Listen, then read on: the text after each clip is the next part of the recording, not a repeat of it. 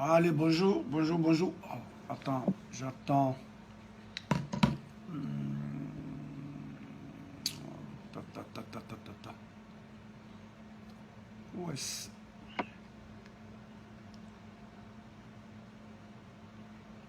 Seshkuna, bring them on camera. Seshkuna is watching. Yeah. I think okay. Seshkuna. Attends.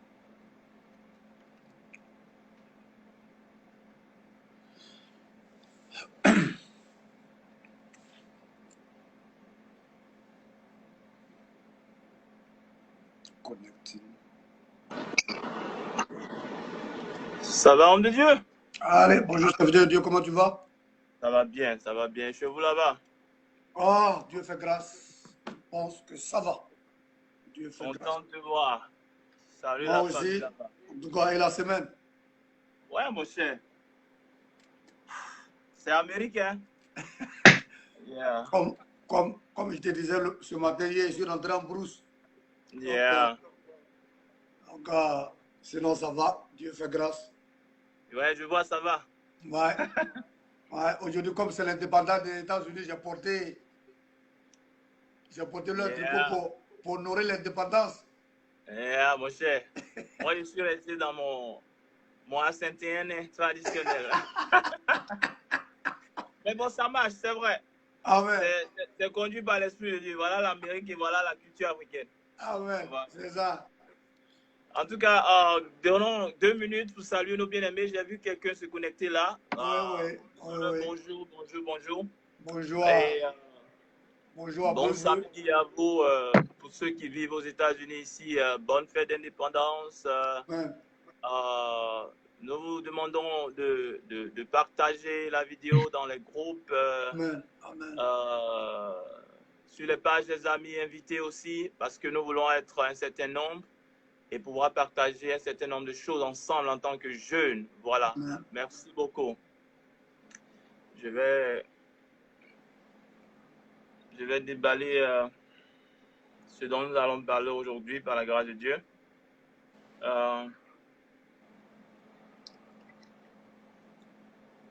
Invitez les amis bien-aimés. Invitez.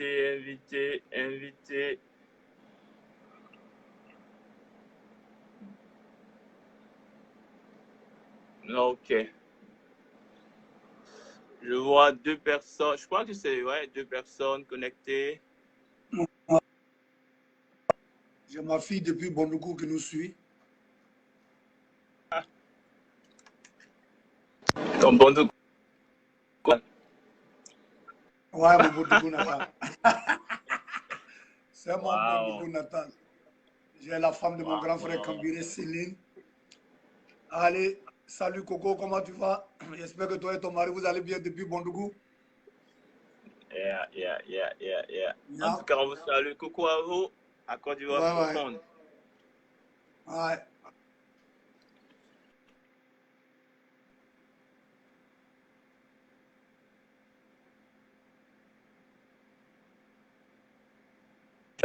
Le but de notre rencontre aujourd'hui, le temps que les gens viennent un peu, on va déjà introduire. Voilà. Oui. Pour vous qui êtes là déjà, nous sommes donné l'heure de commencer à 11h. On a commencé avec quelques minutes, 2 minutes comme ça de retard. Nous nous en excusons. Nous sommes samedi 4 juillet et ce matin, nous avons un sujet que nous voulons en parler parce qu'il est véritablement il est important dans la vie de tout être humain et surtout nos jeunes africains d'origine.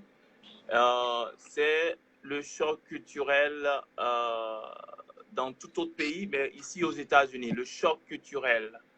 Alors, nous voulons adresser ce sujet-là parce que bien souvent, quand on voyage, quand on se déplace, quand on tourne un peu,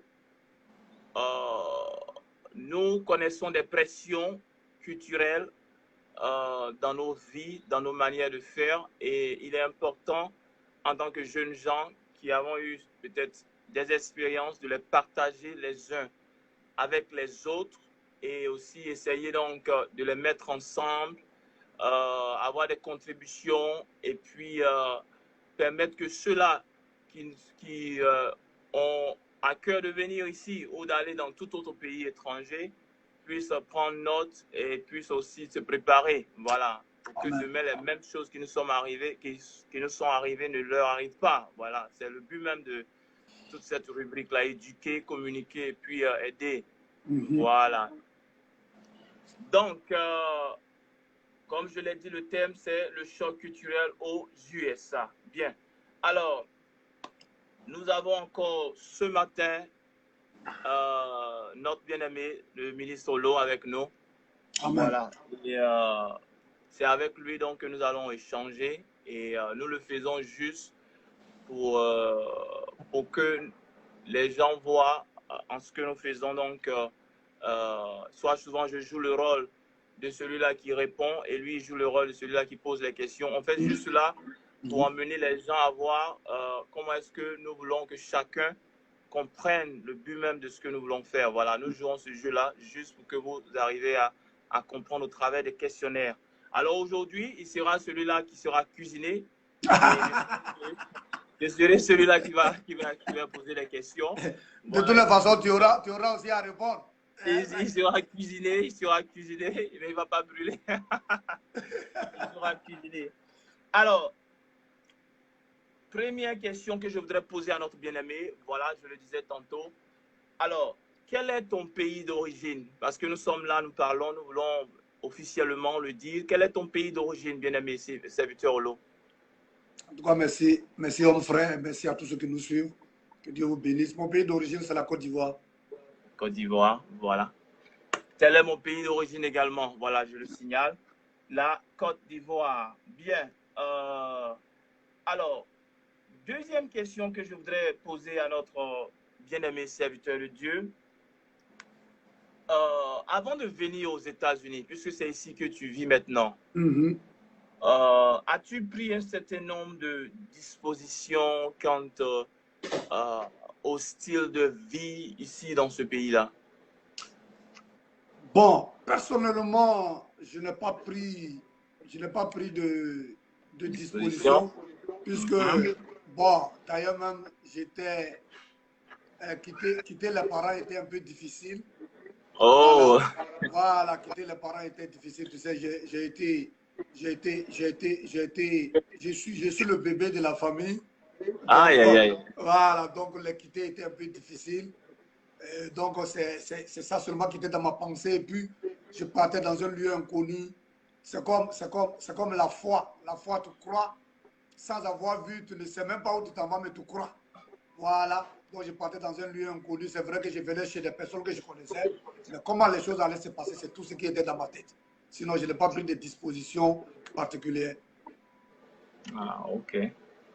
Mais bon, on en viendra après. On en viendra à cette question-là après. Donc, le serviteur Olo n'a pas pris de disposition quant à la vie qui se déroule ici, les manières et tout cela. Oui.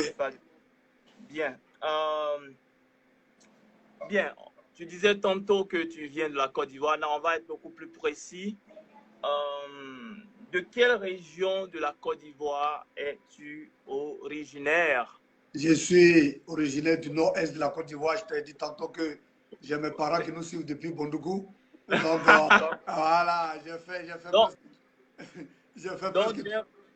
Donc, tu es un Bondougouin. Ouais, bon, Bondougou, Bouna, cette région-là, voilà, c'est de là. Donc, durant mon cursus scolaire, même, c'est là-bas. Tanda, Bondougou, Bouna.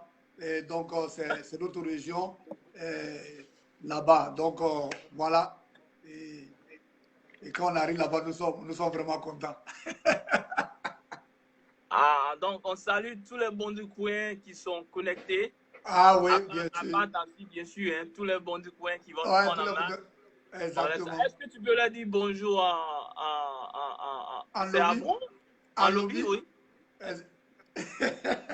Bon, il faut un info. Voilà. Hein? J'ai dit me fournir. Oh, mais phone. Me font, voilà. Mais c'est ma Oh. fille et puis la femme de mon grand frère seulement qui sont connectés depuis Bondougou. Ah, elle a mis un like, elle a dit mais phone. Elle a répondu mais phone. Ah, elle, Parce que quand tu as dit mes fonds, elle a mis un like là. J'ai vu un like ah, passer c'est là. ça qui est la vérité. Et je voudrais saluer un frère qui nous suit depuis le Togo.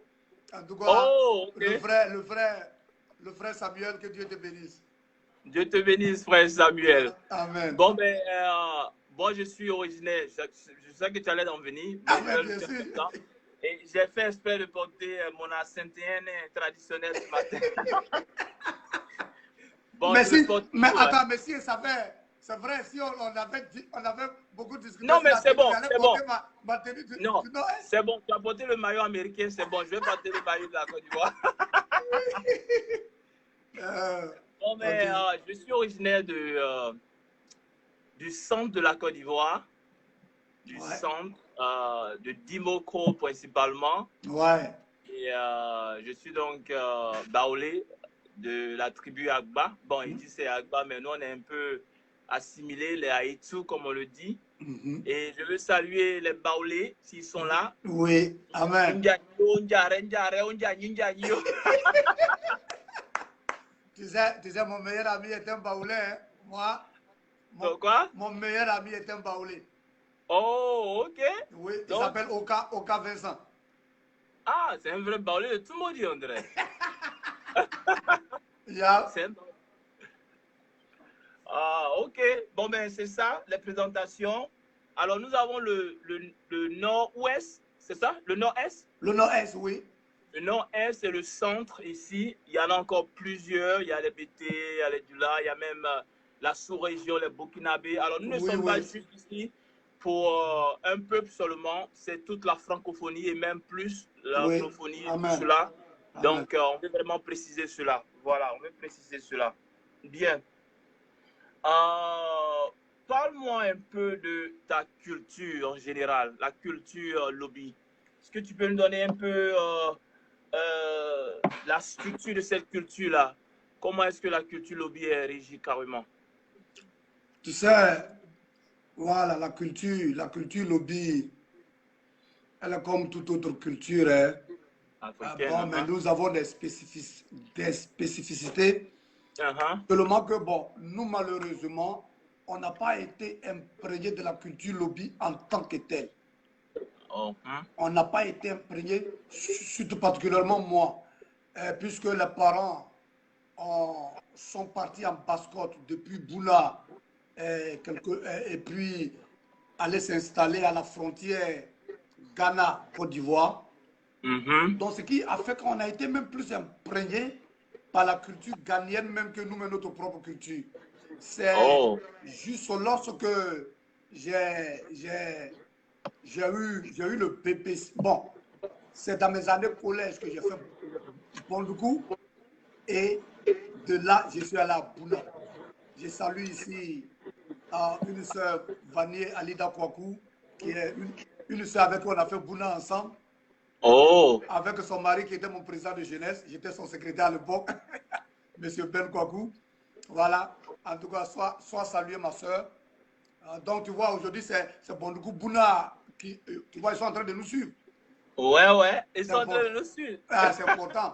Donc, pour dire que je n'ai pas été trop imprégné de la culture lobby en tant que tel. C'est quand je suis allé à Bouna que j'ai commencé à voir la culture, comment est-ce que les gens se comportaient. Sinon, on a adopté un peu le style culturel ghanéen. Mais ce que je sais, c'est que au niveau des parents, il y a un véritable respect entre les parents et puis les enfants. Je vais prendre un exemple. Et ma femme même ici a adopté un peu cette culture-là. Tu vois, souvent chez nous, les femmes servent les parents, servent les hommes. Et puis bon, souvent, elles reculent, elles s'assiedent quelque part et puis elles mangent. Donc ici, même souvent, je fais le reproche à ma femme. Souvent, elle me sert à la table et puis elle se retire souvent à la cuisine. Tu vois, elle est en train de manger là-bas. Il dit non, non, non, nous devons manger ensemble. On doit mettre notre main dans le même plat. Tu vois. Et puis là-bas aussi, souvent, quand une grande personne te parle, que tu fixes la personne, c'est un manque de respect. Oui, oui. Oui, tu fixes la personne droit dans les yeux, ils vont dire, ah bon, même avec mes enfants, souvent, mais j'ai dit ça. Quand je parle et puis ils sont en train de me regarder, j'ai dit, ah bon, et puis tu me regardes, tu me Tu me regardes. regardes. Donc tu vois un peu, ce sont des choses, et puis il y a d'autres aspects, tels que l'adoration des fétiches, ils ont des fétiches qu'ils adorent. Bon, ce côté-là, nous on rentre pas trop, on rentre pas trop là-bas. Et puis aussi, il y a quelque chose que je voulais relever. Chez nous, par exemple, quand tu aimes une femme et que les parents sont en train de faire façon, tu peux prendre la femme et puis vous fuyez. On Vous dit que tu as disparaissez. volé. Vous Tu as disparaissez. volé. Tu as volé. Voilà, tu as volé, très bien. Tu as volé entre guillemets. Voilà. Donc, souvent, tu es là, tu ne vois pas ta fille, tu ne vois pas ce jeune homme. C'est que bon, ils se sont évadés dans la nature. Ils sont partis. Waouh, waouh, waouh, Voilà. waouh. Donc, aujourd'hui, souvent ici, quand je vois certains parents qui, quand un jeune homme veut aller marier leur fille et puis ils font façon, je dis, vous avez la chance. Si c'était dans notre culture avant, là, la personne se lève et elle est partie, toi, tu crois. Tu ne sais même pas où ils sont. Donc voilà un peu quelques éléments. Mais comme je t'ai dit, je ne suis pas trop imprégné dans la culture lobby. Ben, Oui, oui. peut-être qu'il devrait appeler mon grand frère. Mon grand frère, lui, maîtrise mieux. Mes grands frères maîtrisent mieux que moi. Je devrais peut-être les appeler hier pour prendre un peu d'informations. Mais c'est bon, c'est le mal que je peux. Oui, bon. J'avais ce problème aussi. Bon, il y a longtemps même que souvent on était fustigés juste parce qu'on n'est pas véritablement né au village. Exactement. Voilà, on n'est pas véritablement né au village.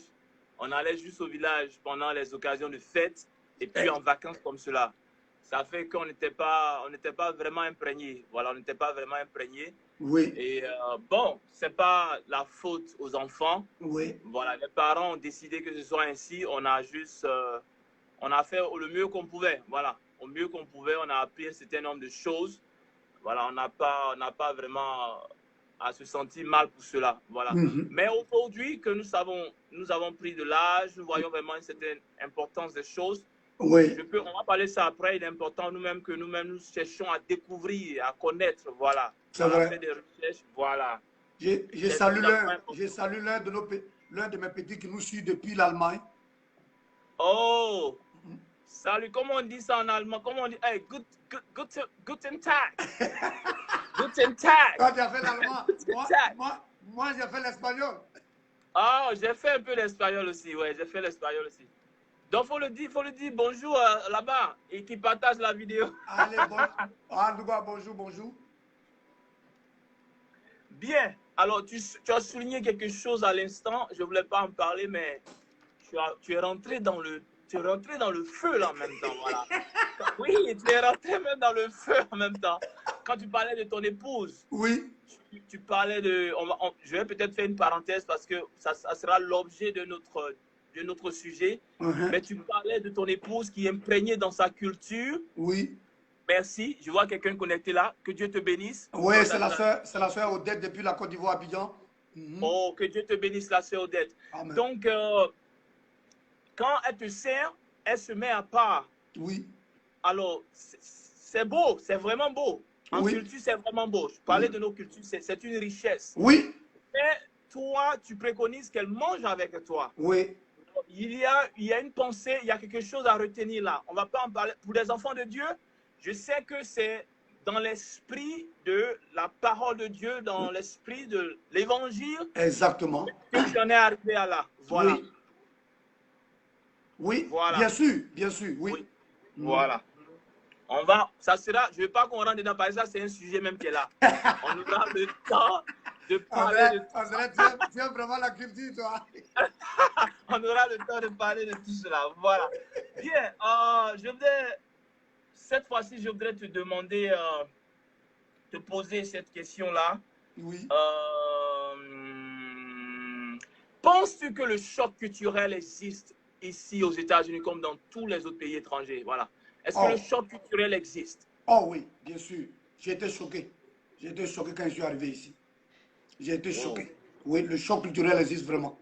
Tu peux vraiment nous en dire un peu plus, juste d'abord, être plus succinct, voilà. D'abord, comme je le disais, mon premier choc, ça, je ne sais pas si... Oui, c'est la culture.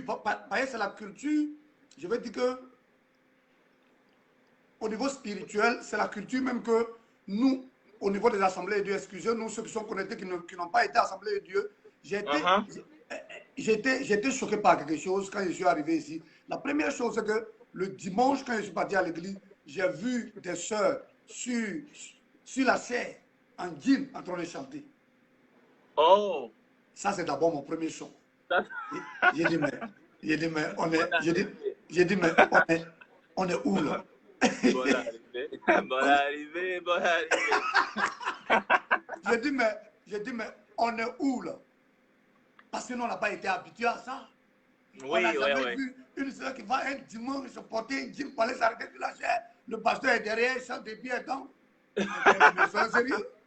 Donc d'abord, ça a été ça. Et puis deuxième chose, tu sais, ici, quand tu vas pour acheter des choses, il peut prendre ça avec la main gauche. Oui. Ou bien, il te donne même de la monnaie avec la main gauche. Oui, oui, oui. J'ai trouvé ça impoli. J'ai trouvé ça impoli. J'ai dit, mais attends, des petites filles qui vont, une maman, une vieille personne qui tend son billet et elle donne de la monnaie, souvent elle te pose la monnaie sur la table. J'ai dit, mais attendez. Ouais. On est où? Oui. On est où? On est où là? Et puis deuxièmement, quand ici, j'ai été choqué encore par une autre chose, c'est que eux, ils vont te dire que quand ils te parlent, il faut les regarder. Si tu ne regardes pas droit dans leurs yeux, c'est que tu es menteur. C'est que d'ailleurs, chez nous, c'est que d'ailleurs chez nous, quand tu regardes une grande personne, pas te dire que c'est de l'impolitesse, il dit, si tu ne regardes pas droit dans les yeux, tu es un menteur. Pourquoi tu regardes ailleurs? C'est des cultures diamétralement opposées. Hein? Opposées, totalement. Mais il m'a fallu du temps, même jusqu'à présent, donner la monnaie avec la main gauche, ça ne passe toujours pas. Après tant d'années fait ici. Oui, vois, oui, quand je vais dans la boutique, donc quand je vois que la personne est en train de tendre sa main gauche, moi-même, je prends ma main gauche et puis je lui donne. Ça ne passe toujours pas. Et puis, il y a la nourriture aussi. La nourriture, quand je suis arrivé ici, ça a été vraiment difficile. Je crois qu'on va en arriver. Voilà, ok, d'accord. Donc, si nous allons arriver. Mais déjà, et puis merci beaucoup. Dernièrement, il y a quelque chose chez eux, c'est que un jour, je disais que je partais envoyer de l'argent à mes parents, et puis l'un de mes superviseurs me dit, mais pourquoi tu vas envoyer de l'argent à tes parents? Est-ce que tes parents, ils ne travaillent pas là-bas? Donc, tu comprends? Et c'est là que j'ai compris l'individualisme que nous avons étudié depuis le lycée dans les pays européens. Donc, voilà quelques éléments qui m'ont vraiment choqué. Ouais. En tout cas, donc, avec ces éléments-là, on comprend vraiment que le choc culturel existe. Il a vraiment existé pour toi. Il y a beaucoup d'autres éléments. Parce que tout dépend. Quand tu vas prendre une personne, peut-être toi-même tu as vécu des expériences, peut-être que tu peux partager avec nous. Oui. Le choc culturel, il est vraiment partout. Il est vraiment partout. Tu as parlé de la main gauche. C'est des choses dans lesquelles je me retrouve. Tu as parlé de regarder dans les regards. Je me retrouve dedans. J'avais vu cela. Tu as parlé d'un certain nombre de choses. Et on va en venir, puisqu'il y a des questions pour cela. Je veux qu'on aille avec les questions un peu. Et puis on va découvrir cela. Bien. Question que je voudrais maintenant te demander. Quel est... Oh, on a déjà parlé de cela. Bien. Au niveau de la langue. Oui. Au niveau de la langue. Du pays francophone au pays anglophone, est-ce que tu as connu une certaine pression? Parce que tout part de là. Tu sais, je bénis Dieu. Oui. Moi, j'aime les langues. Okay. J'aime la langue, puisque même au pays, j'ai fait la série A. J'aimais beaucoup la langue. Et puis, comme je t'ai dit, les parents ont déménagé et nous étions à la frontière Ghana-Côte d'Ivoire. Donc, ce qui a fait qu'au niveau de l'anglais, souvent, il y a des choses qu'on disait là-bas. Je ne savais pas que c'était l'anglais. Et c'est lorsque je suis arrivé, c'est que j'ai compris que ce qu'on disait là-bas, c'était l'anglais. C'est vrai. Ici, quand je suis arrivé, leur manière de parler est très rapide. Leur anglais, surtout au niveau des Noirs, c'est très rapide, très compliqué. Mais cela ne m'a pas trop choqué. J'avais même cette envie de parler comme eux. J'avais cette envie aujourd'hui, quand il parle, et puis un Ghanéen parle l'anglais, je vais choisir l'anglais américain. Parce que là, ça glisse bien. Et oui. Tu vas pas avoir beaucoup d'amis hein, si tu continues de Ah parler là, comme là, ça. ça, oui, oui, ça glisse bien. Je préfère l'anglais Donc, américain. Ça donc tu glisse. es en train de dire que nous les Ghanéens, on ne parlons pas assez bien l'anglais, c'est Non, ça? non, non, non, non, c'est pas ce que j'ai dit. Parce que nous sommes Ghanéens d'origine, là. Hein? Non, oui, vous parlez bien l'anglais, mais votre anglais est trop sec. Voilà, votre anglais est trop sec.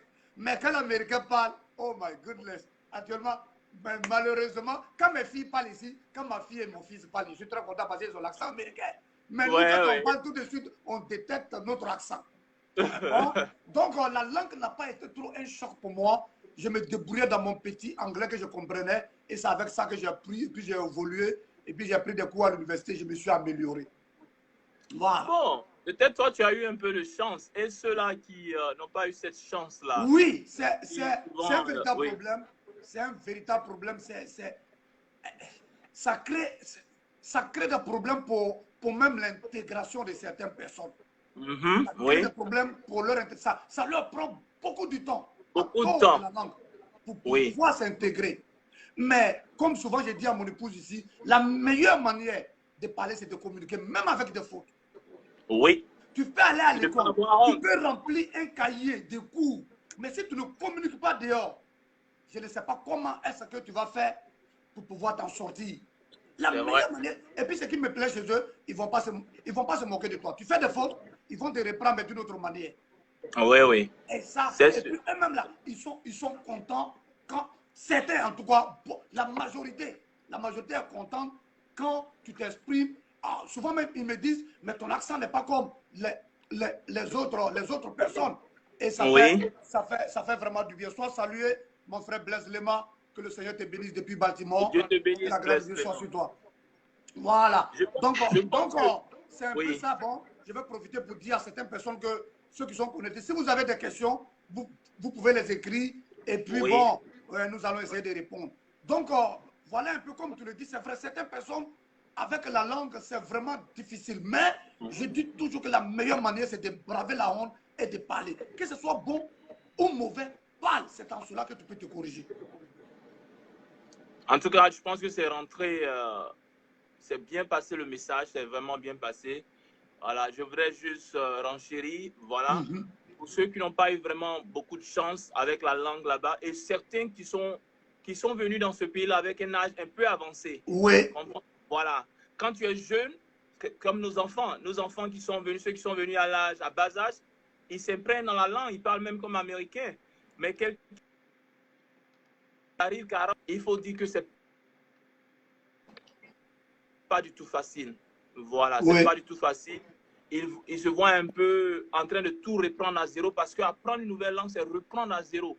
Ah ouais. C'est de te sentir comme si tu connaissais rien et apprendre terre à terre, à zéro. Et souvent, c'est difficile pour ces personnes-là de relever ce défi-là. Ils ne veulent pas, souvent même se braquent. On va parler de ça après. Mais on dira à nos frères de réellement être ouverts. Oui. Les gens, quand tu t'ouvres et puis tu ne te joues pas, comme on le dit en Côte d'Ivoire, les dieux que tu connais, ils t'aident. Mais si tu te montres comme si tu connais, là, ils vont dire, mais c'est là qu'ils vont te regarder pour dire, alors laissons-le, on va voir.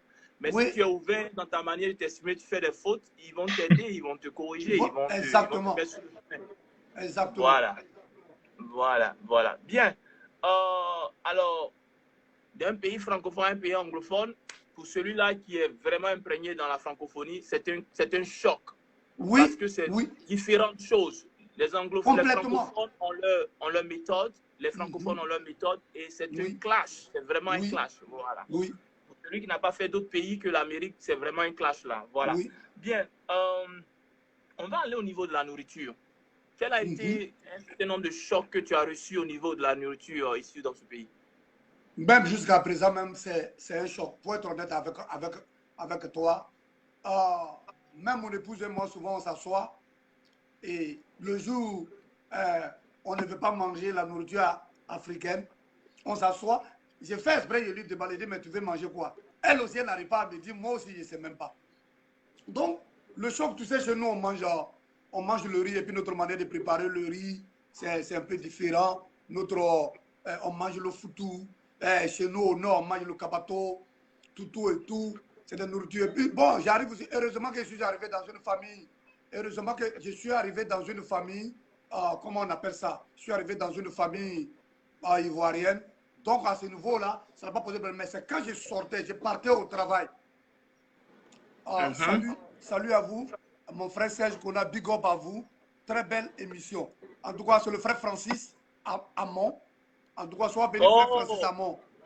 C'est Nashville. Nashville, soyez salués, les amis. Allez, soyez salués, soyez salués, mon frère. Que Dieu vous bénisse. C'est dehors. Tu sais, ici, c'est les histoires de sandwich, c'est les histoires de french fries, c'est les histoires de... je ne sais pas, je ne sais même plus quoi. Donc, quand je mange ces choses-là, pour être honnête avec vous, je ne suis pas rassasié, mais ça n'est pas. En vrai, c'est toi qui as suggéré ce sujet-là, non? Donc, on va parler.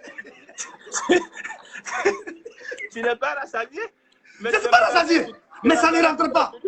Mais tu es rassasié au moins pour 30 minutes parce que les 100 jours, c'est ce que ça fait. Ça te rassasie pour 30 minutes. Mon frère, moi, ça ne me rassasie pas, mais ça ne peut plus rentrer.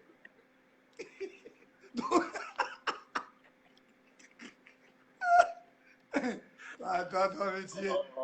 Je t'ai dit mes choses et puis tu ris.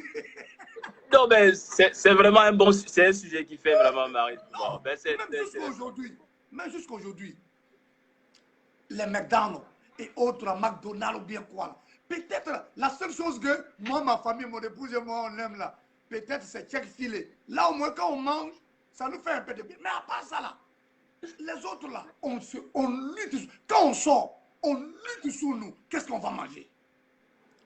C'est pas qu'on n'a pas l'argent pour acheter, mais on va acheter quoi? Voilà la grande question. Donc, bon, souvent là... Vas-y. Est-ce à dire que aux États-Unis, les gens manquent de recettes culinaires? Est-ce que c'est ce qui manque? Non. C'est pas qu'il manque de recettes culinaires. Il faut aussi que nous puissions nous habituer. Parce que, écoute, on ne peut pas... C'est leur nourriture, c'est leur culture. J'ai un collègue au travail qui me demande, mais si je vais chez toi en Côte d'Ivoire pour aller visiter, c'est un Nord-Américain, je vais manger quoi? Est-ce qu'il y a les chicken wings? Est-ce qu'il y a les... chicken wings. Tu vois? Eux aussi, s'ils partaient chez nous, ils vont avoir le même problème. Parce qu'ils ne vont pas être en train de manger notre foufou là facilement comme ça. Ils ne vont pas être en train de manger notre kabato facilement comme ça. Ils ne vont pas être en train de manger la manière dont on prépare notre riz avec de la sauce ou bien le riz. Bon, le riz gras au moins peut-être. Mais... Ils mangent rarement le riz ici. Hein. Ils mangent vraiment rarement le riz. Oui, si tu le vois manger, peut-être c'est dans les restaurants espagnols là que les gens préparent. Mais leur manière de préparer avec nous, c'est complètement différent. C'est différent, oui. Mais on ne va pas dire que non. C'est leur recette. Et ils mangent avec appétit. Et il faut respecter ça. C'est à nous. Et quand ici, imagine-toi que je n'étais pas marié et que je ne savais pas faire le foutou, je ne sais pas préparer mon igname. Mais j'allais être obligé de m'accommoder avec ce qu'ils mangent ici. Et même aujourd'hui, quand on va au travail, ce n'est pas tous les jours qu'on envoie de la nourriture. On doit sortir pour aller chercher de la nourriture pour manger, pour avoir des forces pour travailler. Donc, c'est leur culture et nous devons respecter cela. C'est à nous de pouvoir trouver le juste milieu pour nous fondre là-dedans pour pouvoir évoluer. Sinon, ça va être difficile. Même, je vais te faire une révélation. Quand j'étais au lycée, tu sais, avec les parents, là où on vivait, on mangeait le foutou. On mangeait le foutou du 1er janvier au 31 décembre. Oh, Jesus! Oui. Et non. Et quand j'ai eu le BPC, et puis on m'a orienté à Bouna. Quand je suis arrivé à Bouna, tu sais, là-bas, le kabato, on mange beaucoup le kabato. Moi, le kabato, je ne l'aimais pas. Et puis aussi, il y a le mil qu'ils prennent pour préparer, pour faire quelque chose sous forme de kabato. Le sorgho qu'ils prennent pour préparer. Mais bien aimé, j'ai eu les 1000 problèmes pendant ma première année en seconde à m'adapter à cette nourriture à Bouna. Alors que je suis un lobby, c'est notre nourriture. Mais nous, on n'a pas été élevés avec cette nourriture. C'est la mesure que je me suis adapté. Donc, même dans mon propre pays... Donc, il y avait même un choc culturel là-bas aussi. Il y avait un choc culturel là-bas. Il y avait un choc culturel. À plus forte raison, dans un pays étranger. Donc, voilà un peu ce que je peux dire. Bien, bon, je vais juste clôturer un peu. Bon, la culture américaine, elle est ce qu'elle est, ils ont leur nourriture, mais il y a certaines nourritures au moins, bon, pas toutes, mais quelques-unes qu'on mange pendant les fêtes spéciales, bon, qui viennent enrichir aussi notre culture africaine, qui nous donnent une certaine ouverture, les Bien gravy, sûr. les petits manchins qu'ils ont là. Il y a des bonnes Oui, choses quand même, pas oui, beaucoup, mais il y a des choses qui sont quand même nourrissantes, voilà. Surtout pendant les fêtes, comme peut-être aujourd'hui, ou pendant la fête de Thanksgiving. oui, Il y a quelques recettes qu'ils font oui, qui enrichissent, qui embellissent aussi nous-mêmes notre culture, parce qu'on essaie maintenant d'emprunter un peu ce qu'ils ont. Voilà, il y a un certain nombre de choses qui au oui. niveau de la Mais nourriture. serviteur de Dieu, je ne sais pas si peut-être je vais vite, c'est pas moi qui pose les questions. Mais quelque chose est venu dans ma tête quand on parlait. Oui. Toi, en tant que serviteur de Dieu, et puis ton épouse ne venant pas de la Côte d'Ivoire, est-ce qu'à ce niveau-là, tu as un problème parce que quand même c'est l'épouse, celle qui prépare à la maison. Et puis elle ne peut pas préparer comme, comment on appelle ça, le baoulé à Tumodi ou à Beoumi, te prépare le ngbo ou bien te prépare le foudou. Est-ce qu'à Ah, ce... ouais, tu es sorti avec le mot et le ngbo. Qui t'a montré ça? Ah ben, je t'ai dit que mon meilleur ami était baoulé.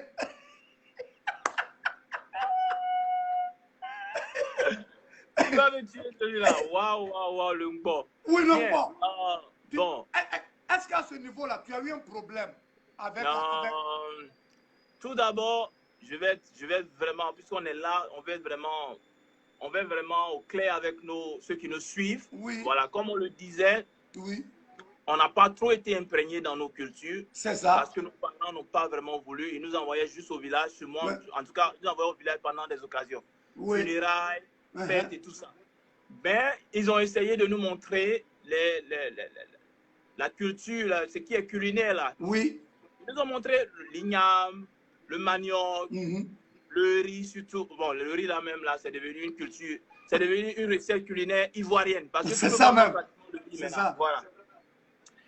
Mais moi particulièrement, j'aimais pas beaucoup de choses de ma culture. Je ne disais pas de ma culture, j'aimais pas beaucoup de choses de baoulé, la nourriture baoulée, voilà. L'igname, jusqu'à présent même, oui, je mange pas. Je mange pas l'igname. Je mange... Ce que je mange, je vais te dire ce que je mange et puis on arrête là. Oui. Je mange du fruit banane avec de la sauce artime. Ça, c'est la seule chose que je mange. Le jour où tu viendras me visiter ici, je vais dire à ma femme de te faire un pot pour tout banane avec de la sauce grecque. Je dis toujours à mon épouse, si tu veux avoir, si tu veux me rendre heureux, le foutu banane et puis faire de ton mieux pour faire la sauce arachide là, c'est fini. Tout le reste là, mais toi tu n'es pas du Nord. Pourquoi est-ce que tu n'es pas du Nord? Pourquoi est-ce que tu aimes la sauce arachide comme ça? Oui, les gens me disent ça toujours. Je sais pas, peut-être, je sais pas. Tu sais, la Côte d'Ivoire, là, on est un peu... On est un peu mélangé. On a des origines, voilà. Je sais pas d'où ça vient, mais j'aime vraiment la sauce arachide avec le foutu banane. C'est tout ce que j'aime vraiment. Et puis à côté, la tchéké, qui est une recette ivoirienne. Mais c'est qu'on est un peu opposé. On est un peu opposé. Moi, la tchéké, ça ne me dit pas trop. Oh, mon cher. La tchéké, là, c'est ça, je mange ici. Et mon épouse, elle fait ça. Ça, je mange ça. Voilà.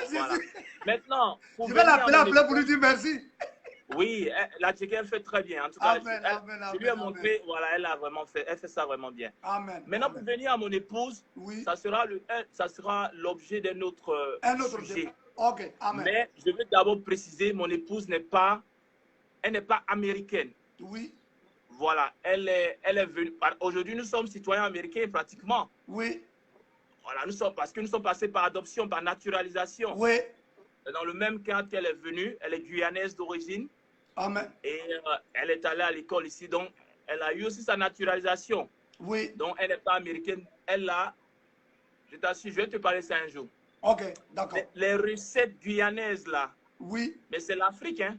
Parce que la Guyane, je vais te dire, quand Christophe Colomb avait découvert, tu fais un peu d'histoire, les West Indies, l'île des Caraïbes là, les esclaves qu'ils prenaient en Afrique là, c'était dans les Caraïbes. Ouais, c'est ça. Pourquoi tous les Noirs que tu retrouves là-bas, là, ce sont nos frères. Et c'est de l'Afrique de l'Ouest qui partent les chercher. Tu as vu? Donc la Guyane et tout cela, si tu vois ce qu'ils font, les mêmes choses, le manioc, l'igname, mais elles, ils font encore plus. Je dis, quand souvent ma femme elle prend du manioc et elle fait le manioc. Moi, je vais manger le manioc, mais la manière fait son manioc, là, mon cher, c'est différent. On a été témoin quand on est venu là-bas l'année passée pour quelques 2 jours chez toi. Oh! Mais on en parlera. Je voudrais saluer un serviteur de Dieu, le serviteur de Dieu, Denis Abraham Pan, qui nous suit, et puis le serviteur de Dieu, le serviteur de Dieu nous fait Djibril. Salut homme de Dieu depuis le Burkina Faso, que le Seigneur vous bénisse. Voilà, je salue aussi, comment on appelle ça, Ange Vaouli, c'est une sœur depuis la Riviera, que Dieu vous bénisse là-bas. Que Dieu vous bénisse. Voilà, si tu peux rappeler un peu le sujet pour ceux qui nous ont pris en marche. Voilà, nous parlons ce matin du choc culturel ici aux États-Unis. Voilà, Amen. Vous pouvez envoyer vos contributions, vous pouvez poser des questions. Vous pouvez aussi nous exprimer vos expériences quant à votre choc, parce que chacun de nous a eu son choc ici aux États-Unis. Bien son choc dans toute localité. Voilà, donc je disais, on va en parler. Mais ce que je veux que vous reteniez, la Guyane et l'Afrique, je t'assure, les mêmes vivriers, les mêmes choses. Et donc, pour moi, je ne suis pas vraiment lésé, je suis même dans une certaine grande joie. Mais beaucoup voilà, le serviteur de Dieu vient de me dire que la Guyane, c'est beau la Guyane. Oui. Ouais. En termes de nourriture, je suis pas lésé, je suis vraiment gâté. Oui. Ma femme est une véritable cook. Voilà. Alors, on va continuer. Oui. On va continuer. Je salue au passage vraiment tous ceux qui nous suivent, vraiment. Bien, au niveau vestimentaire, tu avais déjà parlé de ça dans ton choc, mais tu vas encore revenir dessus. Mais là, ne touche pas seulement les sœurs, hein. Il faut toucher les hommes aussi, il faut toucher tout le monde. Voilà. Bien sûr. Voilà. Au niveau du choc, comment était ta réaction quand tu as vu tu vois notre style francophone là, voilà. Oui. Bon, notre style francophone, on a les pantalons, les ceintures, bon, on a pris ça du colon, hein. Oui. On a pris ça du colon. On a pris ça du colon. J'aurais bien voulu m'habiller dans ma manière africaine là, mais on a cette petite partie du colon là. Mais quand tu es venu ici, la manière de s'habiller, est-ce que tu as eu un certain choc? Les filles, les hommes, tout ça, les femmes plutôt. Bon, d'abord, je vais te faire une révélation. Tu sais, moi, c'est ici que j'ai appris à porter les jeans. Ah oui. Au pays, je ne portais jamais les jeans. En fait, j'avais une idée des personnes qui portaient les jeans. C'était quel? Il faut nous dire cela aujourd'hui. Pour moi, excusez-moi pour tous ceux qui sont connectés, mais dans ma tête, là, ma tête assemblée Dieu, là, c'est les bandits qui portaient des jeans. C'est que j'étais un bandit, alors bah, si je portais les jeans. Donc, moi, dans ma garde-robe, il n'y avait pas de jeans. Et même quand je venais ici, je n'avais pas de jeans. Oh. Et puis, je suis arrivé en hiver. C'est là que j'ai vu que le pantalon tissu est vraiment limité. C'est à partir de là que j'ai commencé à acheter des jeans. Et aujourd'hui, dans ma garde-robe, les jeans là sont... J'ai tellement de jeans. Tu vois? Donc, pour revenir à ta question, oui, j'ai été choqué par le côté vestimentaire, que ce soit au niveau des hommes comme au niveau des femmes. Voilà, j'étais un peu choqué. Et c'est vrai, en Afrique, à l'époque, au moment où j'étais là-bas, oui, les gens s'habillaient de manière extravagante, mais quand je suis arrivé ici, j'ai vu que c'était pire. C'était pire. Oui. Voilà, c'est pourquoi même, je vais te dire que moi, je n'aime pas l'été. L'été où nous sommes actuellement, là, je n'aime pas ça. Parce que quand je sors toujours là, ça me choque. En fait, tu vas penser que tu as déjà tout vu, mais tu vas voir leur déshabillement, toi-même, tu es complètement, tu te dis, waouh, mais on est où là? Donc, j'aime toujours l'hiver parce que tout le monde est couvert et puis on ne sait même pas qui est habillé et puis chacun se cherche. Voilà, voilà, l'habillement, nous avons hérité notre manière d'habiller du colon et c'est comme ça que nous habillons. On aime se tirer en veste, surtout quand on doit aller à l'église et autres, on aime porter les vestes et puis les trucs opposés à certaines personnes. Bon, c'était un peu difficile, mais j'ai compris que c'est la culture. Et puis aussi, à un moment donné, il faut comprendre que je t'ai parlé des jeans que des soeurs ont portés sur la chair. Mais au fur et à Oui. mesure que j'ai compris que, mais en réalité, mais non, le jugement que nous avions lorsque nous étions en Afrique n'était pas une réalité. On ne peut pas dire à une soeur, pendant l'hiver, là, de porter une jupe en train de sortir. Et aujourd'hui, moi-même, là, j'ai dit à mon épouse, j'aime la voir dans les pantalons, dans les jeans. Oh, ok. Ah oui, j'aime la voir dans les pantalons, dans les jeans. Quand elle porte les jeans, excusez-moi, même elle séduit plus. Ah, mon cher, faut pas être qu'on t'excuse, c'est normal. Bon, il y a peut-être des personnes qui ne sont pas mariées, qui sont connectées. Ah, non, mais, quand je la vois en jean, en pantalon, ça me plaît. Ok. Et hier, on est parti, elle allait en prendre. Quand elle porte les jeans, elle porte les pantalons, ça me plaît. Mais si c'était au début, j'allais dire que, mais non, on est où là? Ah, donc quelque part, il y a une prise de conscience au prix.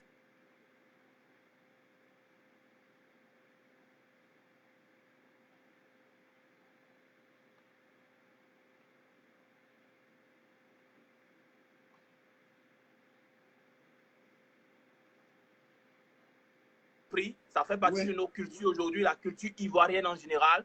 Les pantalons, les vestes tirées, tout cela. Bon, je viens ici, je vois des gens qui portent des sneakers, c'est-à-dire des paires les paires de baskets là, sur des pantalons. Oui. et puis des pantalons tissus, hein? Des pantalons tissus. Des pantalons tissus. Et puis des jupes, les filles à l'école là, ou bien au collège, qui portent des jupes et puis mettent des sneakers dessus. Je dis, mais ceux-là, ils viennent d'où là? Alors, j'ai eu la même réaction qu'ils auraient envers nous. Ils viennent d'une autre planète. Voilà, tu vois, donc la question de la civilisation, elle est relative. Ah, de la manière peut-être qu'ils nous voient. Par exemple, j'ai porté mon A101 et je précise au passage au travail, à l'école, à 99%, je m'habille comme ça. Oui. Et à 1%, je porte francophone, pour juste leur faire passer un message. Mais je m'habille comme ça. Oui. Et je suis donc toujours l'objet de questions, on veut savoir. Parce que quand je m'habille comme ça, c'est en couleur. Ils veulent voir, ils veulent toucher, ils veulent admirer. Oui. Alors, je veux dire que la civilisation, elle est relative. Oui. De la même manière, ils peuvent nous voir et puis nous regarder autrement. Oui. Quand moi, je suis venu, que je les ai vus, pantalon sur sneakers, jupe, sneakers sur jupe et tout ça, je dis, mais ceux-là, ils viennent de quelle planète, ça? Comment on peut s'habiller comme ça? Ah, mais c'est pas possible. Hein? Comment on peut s'habiller comme ça? Oui. Tu vois? Oui. Oui, donc ça m'a un peu choqué. Et puis, finalement, avec le temps, moi-même aujourd'hui, je t'assure, les gens seront choqués le jour où j'arrive en Côte d'Ivoire, hein, parce que je serai aussi pantalon. Ils vont dire celui-là, il n'est pas clair. Non, mais avec le temps, on s'habitue. Je m'habille comme ça aussi souvent, comme ça. Oui. Voilà, je m'habille comme ça. Et juste une petite anecdote. Oui. Tu sais, à New York, les gens, ils entrelacent les chaussettes et c'est OK. Oui. Tu vois? Oui. Au fur et à mesure, on reste ici. Un matin, j'allais à l'école très vite. Oui. Je n'ai pas eu le temps. J'ai pris des chaussettes là. Je n'ai pas trop regardé. C'était 2 chaussettes de différentes couleurs, de différentes catégories. Mais puisqu'on est aux États-Unis et qu'à New York, c'est une culture, oui. Quand je suis allé m'asseoir, tirer, on voit mes chaussettes, c'est OK. Oui. Parce que ça correspond à la culture ici. C'est ça. Mais si j'arrive quelque part, on me verra comme un fou. Comment il peut s'habiller comme ça? Oui, oui. Voilà. Donc, c'est pour dire que, bon, il y a ce choc-là, mais au fur et à mesure, on s'habitue à un certain nombre de choses. Exactement. Bon, exactement. C'est pas, en réalité, c'est pas tout qui est mauvais. C'est pas tout qui est mauvais. C'est au fur et à mesure qu'on comprend, on comprend réellement ce qui se passe. Bien, on va aller rapidement sur des questions qui touchent le ménage. Oui. Et c'est de belles questions, c'est de belles questions. Oui. Bon, non, je ne vais pas aller là-bas, ça va être là vers la fin. On va parler de ça vers la fin. OK. Bien, il y a une expression qui dit que, voilà, je disais tantôt, who cares? Voilà. Yeah, who cares? Yeah. Who cares? Voilà. Ça, ce n'est pas le problème de quelqu'un. Alors, cette expression-là, est-ce que tu l'as déjà expérimenté parce que je te donnais une histoire de mes chaussettes là. Oui. Je suis allé, bon, personne, ça ne dit rien à personne parce que c'est comme ça, ils font ci, c'est pas un problème. Est-ce que tu as déjà vécu ça ou par rapport au pays francophone, il y a certaines choses que tu ne peux pas faire. Tu ne peux pas porter une culotte et puis tu te pavanes là, devant ta maison, ou bien tu portes des sandales sur des chaussettes et puis tu marches. Mais si bon, les gens portent des chaussettes, ils sont partout. Tu sais, je vais te dire une chose. Hein. C'est ici aussi que je suis arrivé, puis j'ai appris à porter des culottes. Ah oui, parce que même tout dernièrement, j'étais en Côte d'Ivoire. Mon grand frère m'a dit de l'accompagner. Bon, je rappelle que mon frère est un serviteur de Dieu. Donc, il m'a dit de l'accompagner, aller faire des courses. Et je me lève, je prends ma culotte, je porte, je mets un t-shirt et puis je mets des paires de tennis. Et il me regarde et puis il dit, mais toi, tu te crois où là? Tu ne sais pas que ton statut a changé? Je dis, mais comment? Il dit, mais tu es un serviteur de Dieu, tu vas porter ça pour aller te promener? Je dis, oh, toi aussi, mais on est dans la voiture. Tu vois? Donc, même moi, même les culottes, bon, c'est aussi peut-être... le problème, c'est que dans mon enfance, j'ai trop joué au ballon, donc il y a eu beaucoup de cicatrices sur mes pieds. Et donc, voilà, donc je n'aime pas trop porter les culottes à cause de mes cicatrices. Les culottes. Mais ici, là, comme tu l'as dit, ok, personne ne te regarde. Ils sont... Tu vois, il y a des gens même, eux-mêmes là, en temps normal, si c'était en Afrique, là, ils ne vont même pas porter culottes pour sortir, parce que la manière dont ils sont. Mais ils s'en foutent. Donc moi, hier même, je suis sorti faire les courses avec mon époux, j'étais dans mon short, mon t-shirt, et puis mes paires de tennis. Et puis, donc c'est ici que j'ai appris à porter ces culottes-là. Mais quand j'arrive en Côte d'Ivoire, avec mon frère, avec l'environnement dans lequel je me retrouve, de m'adapter à l'environnement pour choquer beaucoup de personnes. Donc, oui. Donc, il y a cette expression-là, voilà, tu l'as déjà vécu. Bon, et c'est cela. On veut vraiment que les gens apprennent. Mais moi-même, j'aime pas porter les culottes juste parce que j'ai pas de jolis pieds. Voilà, c'est la raison pour laquelle je ne porte pas vraiment de culottes. Sinon, j'en porte souvent ici, mais comme je n'ai pas de jolis pieds, j'ai honte. Je le dis ouvertement. Donc, Ada, pourquoi est-ce que tu vas pas de jolis pieds? Hein? Pourquoi tu veux dire que tu n'as pas de jolis pieds? Non, c'est petit. Ça, c'est ce que mes parents m'ont donné. C'est petit. Sinon, tout le reste là est bon, mais les pieds là sont petits. Voilà. Oh, toi, tu vas me dire. Bien. On va continuer le sujet. On salue vraiment les frères. Merci beaucoup de salut Lona Bassolé, soit salut ma soeur. Voilà, vraiment. Vous pouvez poser vos questions, partager avec nous vos expériences. On peut rester là et parler de cela, il n'y a pas de problème. Voilà. Alors, écoute cela, bien-aimés frères. Oui. Au niveau de la vie sociale, des interactions, et ça, on retrouve ça dans tous les pays, occidentaux. Alors, dis-nous un peu, comment sont les Américains? Est-ce qu'ils sont amicaux? Ça dit ton voisin. Oui. Le gars qui est à côté de toi. Quand tu te réveilles, tu le vois. Ou bien au travail. Comment ils sont? Ils sont amicaux? C'est des gens antipathiques? C'est des gens qui aiment saluer? C'est des gens qui n'aiment pas saluer? C'est des gens... Décris un peu les Américains. D'abord, je vais dire au niveau du voisinage, pour être honnête avec toi, moi, mais je ne connais même pas mon voisin qui habite à côté de moi. Ça fait combien d'années que tu es là? Mais ça fait des années. Mais le voisin, je ne sais même pas qui il est. Oh. Souvent, je vois, quand je sors, je vois des gens, mais je ne sais pas qui habite en bas, qui habite à côté de moi ou bien qui habite en haut. Voilà, ça fait un. Et puis de deux, moi je pense qu'ils sont amicaux, surtout au niveau du travail. Quand on va au travail, on parle. Eux-mêmes souvent, ils cherchent à te connaître, à connaître ta culture, à savoir comment est-ce que vous vivez là-bas, quel genre de nourriture. Mais on montre à la télévision qu'en Afrique, c'est la famine, c'est la guerre. Donc, ils ne peuvent pas comprendre que eux-mêmes là, on vient et puis on montre une autre image de notre pays. Donc, ils cherchent à savoir cela. Et puis, de deux, souvent même là, tu vas dans un store, ou bien dans le bus, ou bien tu te promènes, ce sont des gens qui aiment tout de suite introduire une conversation. Merci beaucoup. Souvent, tu n'as pas envie de parler, tu es arrêté là, tu n'as même pas envie de parler. Et puis, tu vas voir une femme, une jeune fille ou bien un homme, il vient, vous êtes arrêté, et puis il commence à parler. Oui, je vais t'arrêter là. Oui. Si c'était en Afrique, tu diras, mais je viens d'avoir ma femme. Parce que souvent, la manière dont tu parles là, tu dis, la fille là, on dirait qu'elle m'aime. Exactement. Exactement. Donc, eux-mêmes là, ils aiment des conversations. Ils vont introduire des conversations, alors que souvent, tu n'as même pas envie de parler.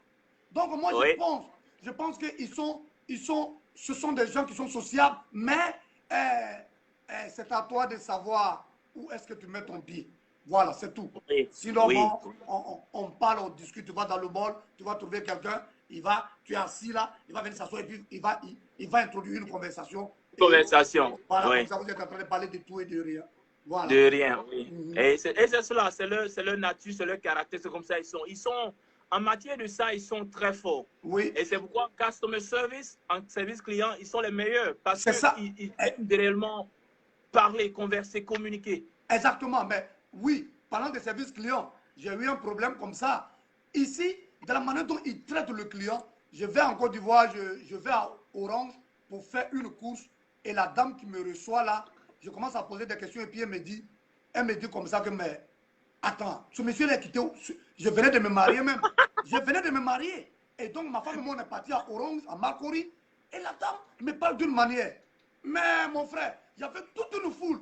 Mais tellement je me suis levé et j'ai dit, mais pour qui tu te prends? C'est mon argent, on prend pour te payer. C'est qu'il vient payer, on prend pour te payer.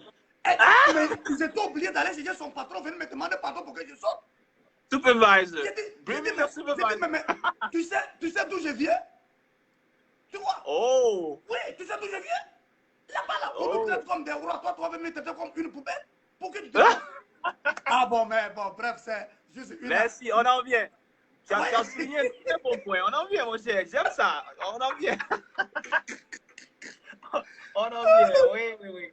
Bon, et quelle a été ta réaction quand souvent tu vas au travail ou bien même à la maison, ton voisin, il te voit aujourd'hui, il ne te salue pas.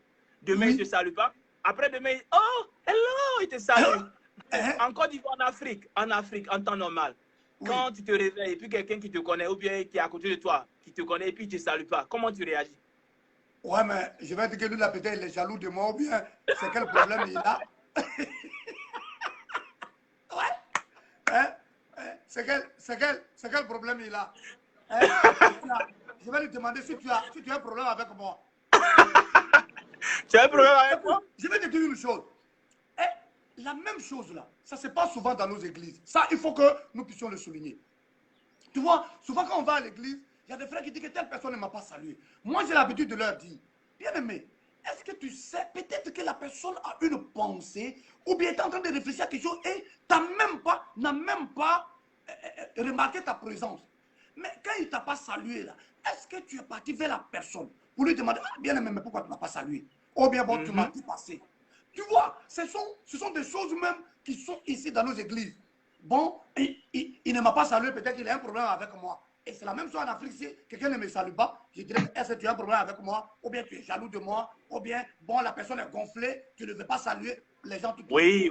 Oui, voilà. C'est notre culture. C'est notre culture. Oui, c'est notre culture. Normal. Parce qu'on est d'abord africain, c'est notre culture. C'est ça. Mais quand nous venons ici, comment est-ce que les gens voient la salutation ici? Il t'a dépassé aujourd'hui, demain il t'a dépassé, mais le lendemain il te salue, il te sourit, demain encore il ne te salue pas. Pour eux, ce n'est pas un problème. Oui. Ce sont des détails. Ce sont des détails. Il faut aller à l'essentiel. Hein? Voilà. L'essentiel, c'est que tu dis, c'est tout. Voilà. Alors, donc, pour le préciser, ce n'est pas un problème dans leur culture. La salutation, il peut ne pas te saluer aujourd'hui, ça ne veut pas dire qu'il est jaloux de toi ou bien il a un problème avec toi. Mais demain, il va te saluer, il va bien même te saluer. Oui. Bon, donc, et je voudrais dire, demain quand on va arriver en Afrique, comme toi, tu as déjà fait une expérience, c'est des choses qu'on doit véritablement veiller dessus. Oui. Parce que là-bas, si tu n'as pas salué quelqu'un là, surtout même que tu viens de l'extérieur. Il faut saluer tout le monde. Bien, on va poursuivre. C'est un sujet très alléchant. Voilà. Ouais, c'est vraiment alléchant. Moi, je trouve du plaisir à en parler parce que c'est vraiment alléchant. Ah, c'est pas vrai. Bien. Bien, il y a une expression, voilà, ça, cette expression-là, on en a parlé l'un de nos premiers sujets. Il y a une expression ici qui est dans leur culture qui dit, if you don't know, nobody's gonna tell you. Et ça, c'est quelque chose qu'on retrouve beaucoup dans l'administration, au niveau du travail. C'est-à-dire, tu te pointes, je donne un exemple, tu vas à une interview de travail, tu vas chercher du boulot. le boulot demande que tu fasses un certain nombre de préalables avant d'arriver. Toi, tu ne te lèves pas, tu es parti. Tout se trouve quelque part sur le net, bien avec des gens, mais toi, tu ne sais pas. Oui. Et tu arrives, tu as conduit par exemple 1 heure du temps, tu dois retourner, qu'on reconduit 1 heure du temps juste pour aller faire un petit truc parce que tu ne l'as pas fait. Et Oui. ils ne vont pas te dire, la personne était peut-être au téléphone avec toi, vous avez parlé, Oui. mais ils n'ont pas souligné cet aspect-là parce que tu n'as pas introduit toi-même la conversation. C'est ça. Ce qui relève cette expression-là, si tu ne sais pas là, c'est ton problème. You deal with it. You don't know, nobody tell you. C'est un peu cette expression. Est-ce que tu as déjà vécu des scénarios, peut-être toi tu n'as pas vécu ça, mais est-ce que tu as déjà vécu un scénario comme ça où tu as vu cela arriver? Bon, en réalité, non, moi je n'ai pas vécu ce scénario. Tu n'as pas vécu ça, et oui. puis je n'ai pas de témoignage aussi sur cet aspect-là. Oh, donc, ok. Voilà. On voit beaucoup ça dans l'administration. En tout cas, dans l'administration, c'est vraiment une réalité. Oui. Voilà, c'est beaucoup dans leur administration. Et ils ne vont pas te dire, hein, ils ne vont rien te dire. Ils se disent que tu sais. Voilà comment ils se disent. Ils se disent dans leur tête, tu sais déjà, comme des robots. De toute façon, tu viens là, tu sais déjà qu'il faut faire ça, il faut faire ça, il faut faire ça. Et si tu ne sais pas, ça c'est ton problème, c'est ton business. C'est ça. Mais tu seras obligé de faire exactement comme il faut faire pour que tu puisses bénéficier de ce que tu allais faire. Et souvent, je pense qu'au niveau du travail, j'ai connu ça. Certains amis que j'ai déjà connu ça également. Et l'expression, voilà, c'est une expression. Voilà. Alors, pour parler donc de l'information et de la communication. C'est ça. Voilà. Et on parlait ça la dernière fois, il faut chercher, il faut s'informer, il faut demander surtout, il faut poser les vraies questions. Exactement. Surtout quand tu les appelles, si tu ne leur poses pas, surtout le service client, si tu ne leur poses pas les vraies questions, ils ne vont rien te dire. Ils ne vont rien te dire. Ben, tu vas voir les résultats dans ton compte bancaire, tu vas voir les résultats sur ton travail, tu vas voir beaucoup de choses. Voilà. Voilà. Bien. Alors, on va continuer. Voilà, on tend vers, je dirais vers la fin, mais on va parler maintenant un peu de ménage. Oui. J'avais déjà parlé de cela. Bien. Oui. Alors, selon toi, oui. Quelle est la part de l'homme et de la femme dans le maintien et de la stabilité du ménage ici aux États-Unis? Ok. Dis-nous d'abord, en Afrique, tu fais un peu de... Tu relais un peu l'Afrique, comment est-ce que les choses se passent là-bas et tu fais un peu aussi ici aux États-Unis? En Afrique, majoritairement, bon, peut-être que maintenant, avec l'évolution de la société, certaines choses évoluent, même majoritairement. Et ce que moi, j'ai vécu, c'est la femme qui s'occupe du ménage à la maison, tout et tout. Voilà. Et comme je l'ai dit, avec l'évolution, il y a certains hommes qui s'impliquent, mais quand tu le fais, et puis un parent vient, si tu ne fais pas attention, il va dire que ta femme te commande. On va en parler. Je vais prendre... Bref, là-dessus, ça serait un autre sujet, voilà. Okay. Donc, vas-y, oui. Sinon, je vais prendre même un exemple. Quand je me suis marié, je suis parti avec mon épouse dans son lieu, là où elle enseignait, à Saint-Franc, quelque part là-bas, vers Gagnoa. Et comme ça, elle partait puiser de l'eau. Je viens des États-Unis. Elle partait puiser de l'eau parce qu'on avait coupé de l'eau, donc elle devrait partir au puits pour aller prendre de l'eau. Donc, je l'accompagne. Et elle finit de mettre l'eau là dans les 2 seaux. Et je prends un seau. Et elle me dit non, de laisser. Elle veut prendre le seau pour aller à la maison et puis revenir prendre le seau. Je lui demande pourquoi. Elle dit non. Elle ne m'aurait pas donné l'impression qu'elle me commande. Il dit mais je préfère que ma femme me commande que quelqu'un de dehors me commande. Allons-y à la maison. Laisse-moi prendre le seau. Qui t'a dit que je ne dois pas prendre de seau. Donc j'ai pris le seau avec l'eau et je l'ai accompagné. Et la femme du pasteur, à ce moment précis, la femme du pasteur, c'est un groupe de personnes venaient nous rendre visite. Quand ils m'ont vu, ils disent, oh, mais pourquoi c'est toi qui prends le seau? Donne-nous le seau. Tu vois? Donc, là-bas, ça là, c'est ancré dans notre tête. Maintenant, venant ici, pour être honnête avec toi, où je suis, je lave les assiettes, je lave la douche, et je n'ai pas honte de le dire, je suis fier de le dire. Oh! Oui, je suis fier de le dire. Et je suis fier de le faire. Bon, bien aimé, ma femme ne va pas quitter au travail. Elle va venir, toute fatiguée. Elle travaille, oui. Elle travaille, toute fatiguée. Et moi, je suis à la maison. J'ai pu me reposer un peu. Et je vais lui dire, viens laver les enfants. Viens préparer pour moi et dépose à la table.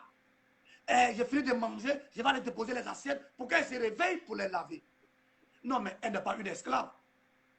Waouh. Elle n'est pas une esclave. Il y a beaucoup qui ne partagent pas cet avis. Hein? Et je vais attendre qu'elle se repose pour aller laver la douche pour que je parte me laver là-dedans. Elle est fatiguée, je vais attendre qu'elle se lève pour mettre la marmite au feu. Moi, je prépare. Souvent, je lui dis à soi, je prépare. Je lave les assiettes, je lave les enfants, je lave la cuisine, je lave la douche. Ce n'est pas qu'elle ne le fait pas, mais je fais ça pour l'aider. Oui, pour l'aider. Non, bien aimé, ici, nous n'avons personne. Tu ne peux pas prendre une servante et puis payer dans ce pays-là. Oui, c'est cher, oui. Donc, laissons notre comportement d'homme. Et puis, nous sommes des enfants de Dieu. Brisons ces barrières, nous sommes des enfants de Dieu. N'oublions pas tout ce que nous sommes des enfants de Dieu. Ma femme, ce n'est pas mon esclave. Oui. Ce n'est pas mon esclave. Oui. C'est vrai. Je parie que bon, si elle est à la maison, elle ne va pas aussi s'asseoir s'asseoir là, me regarder en train de faire les choses. Mais quand je connais ma femme, moi j'ai étudié ma femme, je sais quand elle est fatiguée, quand elle peut faire ça, quand elle peut faire ça. Et quand je la regarde qu'elle est fatiguée, et que je sais que ça, là, elle ne peut pas faire là. Moi, je vais faire le marché, je viens donner. Souvent, mais je lui dis, laisse, je vais faire le marché, je viens. Je vais acheter les choses et puis j'envoie à la maison. Donc, bref, pour moi, en tout cas, ceux qui ne le font pas, moi, je les encouragerais à le faire, à aider leurs épouses à la maison parce qu'on est très loin et l'épouse ne peut pas. J'ai reçu un témoignage pour dire qu'il y a un couple, dans un couple, le monsieur, lui, il ne mange jamais 2 fois la même nourriture. Genre, aujourd'hui, si il a mangé le riz et que la femme a gardé la sauce, demain, il ne va pas manger la même sauce. Il faut que la femme prépare une autre sauce. Donc, ce qui veut dire que chaque jour, une nouvelle sauce. Il y a des mecs, attends, ce monsieur là-bas, il est dans son pays ou bien sa femme ne travaille pas, alors que sa femme travaille. Donc, sa femme va oui. Chaque jour, sa femme doit mettre la marmite au feu. Oui, oui. Tu sais, dans ce cas, attends, je vais rire un peu. Bon, je sais qu'actuellement, là, les femmes sont en train réellement de prier pour toi parce que là, tu es en train vraiment de mettre l'équilibre des choses et j'apprécie vraiment. Mais tu sais, dans ce cas-là, il y a deux cas, voilà. Il y a 2 cas. Il y a cette... Tu sais, il y a certains qui étaient vraiment élevés comme des bons Africains, avec cette culture-là qui est vraiment forte en eux. Surtout ceux qui ont eu la chance de faire le village. C'est des choses qui sont vraiment difficiles pour eux et avec laquelle plutôt ils luttent encore. Ils peuvent le faire au passage, mais que cela soit une culture, c'est-à-dire qu'il faut avoir un jour de lavage des assiettes, un jour de lavage de la douche et tout cela, faire de cela un emploi du temps, c'est quelque chose de véritablement difficile pour certaines personnes. D'autres, par contre, qui ont les moyens, puisqu'ils ne veulent même pas du tout rentrer dans ce jeu-là, ils s'occupent de madame, ils s'occupent des enfants, elle reste à la maison, elle s'occupe de tout. Mais même là encore, c'est pas toujours facile. C'est pas toujours facile. Une minute, il y a un frère, François Barr, qui dit Dieu te bénisse, mon frère. Les hommes de nos jours n'ont encore rien compris. La femme est une aide non esclave, dit la Bible. Oui. Amen, amen, mon frère. Amen, amen, amen, amen. Amen. Amen. Oui. Amen. Oui. Amen. Amen. Alors, je disais tantôt, il y a cette catégorie ici aussi. Bon, c'est cher, hein? Oui. Vivre aux États-Unis, s'occuper de sa femme, des enfants, c'est cher. Mais certains, ils font l'effort de faire cela et la femme fait tout à la maison. Même là encore, c'est pas facile parce que le travail ici, c'est difficile. Voilà. Donc, oui. Donc, et puis, bien aimé, je vais te prendre, par exemple, moi, mon épouse, elle a fait un sacrifice. Elle a laissé même l'enseignement à cause de nos enfants, de l'éducation de nos enfants, parce qu'on était obligé de déposer les enfants quelque part. Elle va au travail, je vais au travail. Mais pour l'éducation des enfants, elle a fait ce sacrifice-là de laisser le travail et de travailler même la nuit. Tu comprends? De travailler la nuit. Et puis venir le matin.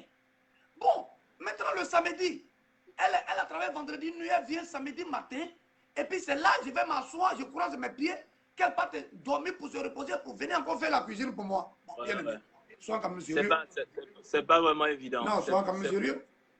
C'est pas vraiment évident. C'est pas vraiment évident. Donc, nous retenons que les cultures sont différentes, la géographie est différente, les réalités sont différentes.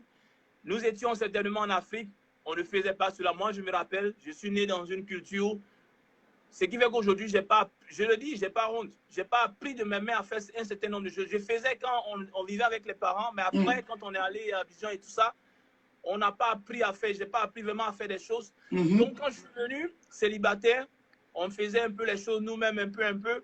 Mais chaque fois, cette nature de ne pas vouloir faire les choses revient. Ça fait que ça me joue souvent des tours, oui. Parce que je me dis, mais il y a longtemps, j'ai passé 7 ans, 10 ans sans faire quelque chose. Mais on essaie de travailler, on travaille à cela chaque fois. Quand on peut, comme tu l'as dit, on donne un coup de main à sa femme. Et c'est pas facile. Les femmes, moi je vois souvent mon épouse, c'est pas du tout facile souvent. Oui, c'est pas du tout évident. Donc il est important de donner un coup de main à nos épouses ici. Bien sûr. Voilà, c'est pas une histoire de je suis garçon, on fait pas ça, on fait pas ça en Afrique. Voilà. Là. Voilà. Bien, on tend allègrement vers la fin. J'ai 2 ou 3 questions encore. Quel était le sentiment qui t'animait par rapport à la culture afro-américaine, publicité à la télé? Je veux qu'on en parle parce que c'est très important. Quelle était ton impression quand tu es venu et ce qu'on te montrait d'eux à la télé? Quelle est la mentalité que tu avais envers eux? Il faut vraiment nous dire succinctement, réellement, comment tu les voyais, les afro-américains? Les afro... Voilà, non, il faut le dire. Parce que tu sais, il y avait, j'avais cette idée de violence. Voilà. Une idée de violence que je voyais en eux. Mais au fur et à mesure, j'ai commencé à poser des questions, mais de manière subtile, pour comprendre souvent pourquoi ils réagissent comme ça. Et puis pourquoi est-ce qu'ils excellent dans un certain nombre de domaines, genre la musique, le basket, le sport. Et puis, quand on regarde au niveau de la société, les postes de responsabilité dans ce pays, ils ne sont pas trop, oui, c'est vrai, ils sont là, mais pas comme les autres. Mais j'ai commencé à le blanc, oui. Et ils ont commencé à expliquer leur passé esclavagiste. Voilà, leur passé, avec tout ce qu'ils ont subi, ça a amené certaines personnes à être amères. Même au travail, j'ai un collègue qui m'a dit, est-ce que j'ai un fusil? J'ai dit non, mais je n'ai pas de fusil. Il dit, j'ai fait quoi avec le fusil? Et puis il me dit, oui, il me dit non, mais il faut que tu aies un fusil. Tu vois, donc dans leur tête là, avec ce qui se passe, il faut qu'on ait un fusil. Donc il y a ça là qui est ancré dans leur culture. Et bon, moi j'essaie, j'essaie d'expliquer un peu comment nous on vit là-bas. Mais c'est quelque chose qui sera difficile à enlever. Ça a été un choc au début. Mais au fur et à mesure, j'ai commencé à les comprendre et à compatir à leur réalité. Et puis bon, à leur réalité et puis à les encourager. En tout cas, soit saluer mon frère Bini depuis, comment on appelle ça, depuis le Texas. Dieu te bénisse, mon frère. Voilà. Voilà. Donc, c'est un peu ce que je peux dire. Pour renchérir, parce que c'est un problème. Voilà, c'est des questions qui ont été vraiment plus simples. C'est un problème. Est-ce qu'il t'est arrivé? Parce que moi, honnêtement, avant de venir ici, je le voyais, puisque j'aimais vraiment leur culture. Les saggy pants, ils sont toujours en train de prendre la drogue. Ils sont en train d'insulter les gens. Ils insultent les gens vraiment. Ils sont des gens toujours violents, comme tu l'as dit. Ils aiment beaucoup insulter. On est venu un peu avec cette mentalité. On l'a encore aujourd'hui. Est-ce qu'il t'est arrivé de dire, parce qu'on utilise ce thème-là, comme on le fait en Côte d'Ivoire, c'est pas Baoulé, c'est pas un Mossi, c'est pas BT, c'est pas un Américain, c'est pas américain là. Alors, la valeur sémantique qu'on met dans ce mot-là, est-ce que tu peux nous dire un peu, quand on dit, c'est pas les Américains là? Oui, pour être honnête avec toi, il m'est arrivé souvent de le dire, parce que souvent aussi, ils m'ont plusieurs fois énervé au travail. Il faut qu'on soit honnête. Voilà. Et puisque je suis responsable au niveau du travail, souvent tu leur dis de faire des choses, la manière dont ils vont réagir, la manière dont ils vont te parler, la manière dont ils vont venir, souvent, il m'est arrivé de le dire avec cette manière-là. Mais en réalité, nous devons changer cette conception. Voilà. Oui. Parce qu'ils vont pas, la manière dont ils vont venir, ils vont rentrer dans toi, comme on le dit en Côte d'Ivoire. Tu ne fais pas attention là. Même étant ça veut dire de perdre le contrôle. Et puis, mais nous devons toujours faire la différence pour dire que non, comprendre d'où ils viennent. Et puis bon, te mettre au-dessus. Moi, je me suis toujours souvent mis au-dessus. Souvent, mais je ferme ma bouche pour ne même pas parler. Souvent, ils pensent que j'ai peur. Mais mon silence souvent les amène à changer même de position. Voilà. Yeah. Alors, donc, au passage, on va en parler, hein. Ça, c'est un autre sujet aussi. Mais je voulais brosser. C'est des termes que nous devons éviter aujourd'hui. Oui. Et même que ce soit en Afrique, c'est pas baoulé, c'est pas bété, c'est pas moussi. Non, faut pas les catégoriser. Faut pas catégoriser. Voilà, il y a une valeur que nous déposons. Dans nos traditions, il y a quelque chose que nous disons sans dire. Nous parlons beaucoup sans parler beaucoup, au fait. Quand on dit qu'il est moussi, qu'il est baoulé, ou bien qu'il est bété, il est lobby, il y a quelque chose il y a un message qu'on communique. C'est ça. Et c'est pas bon. Et ça frustre. Ça frustre, c'est pas bon. C'est ce qui crée des problèmes en Afrique. En Afrique, dans nos pays aujourd'hui, avec des guerres, là. On dit on les a catégorisés, on les a marginalisés. Voilà. Et on va en parler, on aura le temps d'en parler un jour. Bien. Okay. Alors, y a-t-il de... Voilà, tu l'as déjà dit déjà, mais on tend vers la fin. Donc, grosso modo, y a-t-il de bonnes choses dans la culture américaine que tu voudrais vraiment exalter ici pour que, bon, ce que les gens ont publicité à la télé étant déjà loin pour nous montrer, pour essayer de laver un peu notre esprit quant à l'image de ces personnes-là. Est-ce qu'aujourd'hui, pendant que les gens te regardent en Afrique comme dans d'autres pays, tu peux nous dire au moins les belles choses qui existent ici, dans la culture afro-américaine et autres cultures?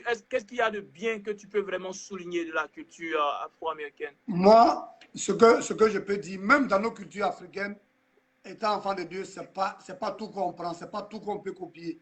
Voilà, j'ai parlé tout à l'heure de nos parents qui adoraient les fétiches. Étant enfant de Dieu, on ne peut pas adorer les fétiches. Oui. Mais ce n'est pas tout qui est mauvais dans notre culture. Il y a des choses, il y a de bonnes choses que nous devons faire. C'est la même chose comme ici. Il y a des choses que nous ne pouvons pas copier, mais il y a d'autres choses aussi que nous pouvons prendre dans la culture américaine. Et de toutes les façons, nous sommes en Amérique et nous sommes obligés de faire avec leur culture. Nous sommes obligés de faire avec leur culture, tout en sachant réellement que, bon, ça là, c'est bon, ça là, c'est mauvais. Par exemple, aujourd'hui, moi, étant un enfant de Dieu, je ne vais pas aller m'habiller et puis mettre mon pantalon, excusez-moi du moment, mon pantalon va se retrouver sur mes fesses et puis mettre tout mon caleçon dehors en train de me promener. Je ne vais pas m'habiller et puis laisser mon torse nu en train de me promener. Mais au niveau de leur style vestimentaire, j'aime m'habiller aujourd'hui en jean avec des paires de baskets et puis porter un t-shirt dessus, ça me plaît. Au niveau de leur nourriture, j'essaie de m'adapter. Et puis bon, essayer de manger. Essayer même d'aimer à manger. Comment on appelle ça? Leur nourriture. Et puis aussi, comment est-ce que je peux dire ça? Au niveau de la langue, essayer à mon niveau de m'adapter. Il faut que je m'exprime, il faut que je parte vers eux. Il faut que je puisse, comment dire ça? Chercher. Je ne vais pas m'asseoir pour que ça vienne me trouver. Donc, en grosso modo, il y a beaucoup de bonnes choses dans leur culture. dont nous devons prendre aujourd'hui. Moi, tu sais, j'aime beaucoup leur mentalité. Et ils ont une mentalité. Souvent, il y a des choses qui se passent, par exemple, au travail. Et je pense que, pour moi, ils se disent la vérité, en fait. Il y a deux Américains qui sont sous ma responsabilité au travail. Mais quand la fille ne fait pas quelque chose, il arrive à lui dire la vérité pour dire que voilà ce que tu le fais. Mais la fille ne prend pas ça mal. Oui. Pour moi, je me dis que, mais d'abord, il a dit ça de manière crue. Là. Demain, quand on va venir, ils ne vont pas se parler. Mais demain, quand on vient, ils sont toujours ensemble. Ils se parlent, oui, oui. Ça, c'est quelque chose que j'aime. Alors que chez nous, là, quand tu as dit la vérité comme ça, demain, quand ils te voient, ils commencent à te bouder. Ils ne parlent plus avec toi. Ils ne parlent plus avec toi. Donc, en grosso modo, dans leur culture, il y a de bonnes choses que nous pouvons copier. Et puis bon, il y a des choses aussi que, bon, étant enfant de Dieu, on ne peut pas faire. Tout comme chez nous d'ailleurs. En tout cas, voilà ce que je peux dire. Oui, et ce que tu dis là, quand demain tu arrives en Côte d'Ivoire, que tu diras les choses crues, je t'assure que tu ne seras pas vraiment aimé. Hein? Ah, mais bien sûr, tu ne seras pas aimé. Tu ne seras pas aimé. Ils vont dire que mais lui, c'est quoi? Ou là, il pense qu'il est arrivé. Alors que ce qui me fait mal, dans tous nos dirigeants africains, ont tous fréquenté ici et puis ils connaissent ça. Mais aujourd'hui, quand quelqu'un se lève pour dénoncer certains tas de nos sociétés, je ne parle pas de la Côte d'Ivoire, on ne fait pas de la politique, Je ne parle pas de la Oui. politique. Quand on dénonce certains cas de nos sociétés, les gens pensent que tu es de l'opposition et que tu veux dénoncer. Mais en réalité, eux-mêmes, ils savent que ce qu'on dit, c'est la vérité. Il faut copier ce qui est bon. Il faut copier ce qui est bon. Voilà. J'aime vraiment cela. Oui, la sincérité dans les dits, il ne faut pas faire Oui. louche. Voilà, il faut être clair. Bon, c'est vraiment bien. Alors, je résume. Tu dis là Oui. donc qu'il est en tant qu'immigrant ici, aujourd'hui Oui. américain par adoption, par Oui. naturalisation, il est possible de créer une sorte de syncrétisme, c'est-à-dire de mélange, syncrétisme entre les cultures, prendre ce qui est bon et ce qui n'est pas bon pour créer une nouvelle culture C'est ça.